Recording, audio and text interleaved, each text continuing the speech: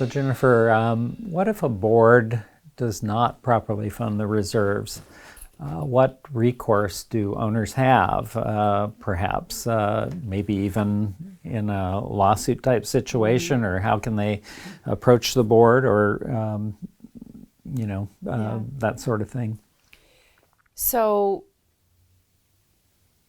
not adequately funding the reserve account ultimately leads to a stronger possibility of a special assessment. And no one likes special assessments. The board doesn't like special assessments. We as managers don't like special assessments, and certainly the homeowners don't like special assessments. And I think it's really important that homeowners review the budget and the reserve study on an annual basis to see how well funded their reserve account really is. Your reserve study spells all of that out for you. So before buying in a homeowners association, certainly the reserve is a really important document to look at before you sign your escrow paperwork.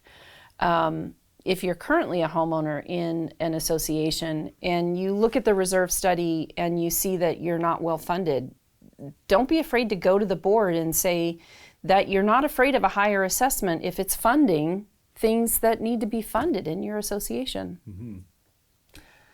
Yes, typically boards want to keep the assessment as low as possible, but that's not the best perspective if it's sacrificing the ability to maintain the property adequately.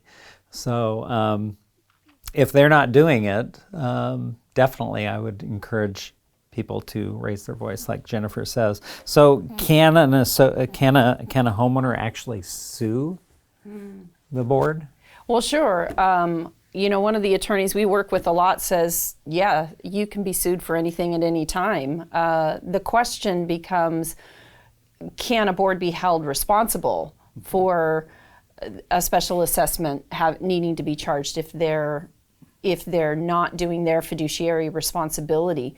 For example, I've seen times where a reserve specialist might recommend a certain contribution and a board has made a decision not to follow that recommendation.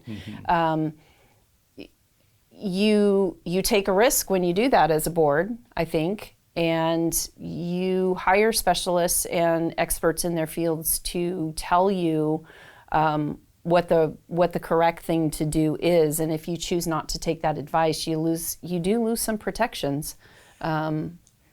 Yeah, a lawsuit though might not be the best way to go, because then you'll need a special assessment to fund the lawsuit possibly. So that can be kind of defeating in that way. So more importantly, I would say if you have boards that aren't funding properly, then elect different board members that will, or become a board member yourself to actually be someone that does assess properly to maintain the property in a way that it should be.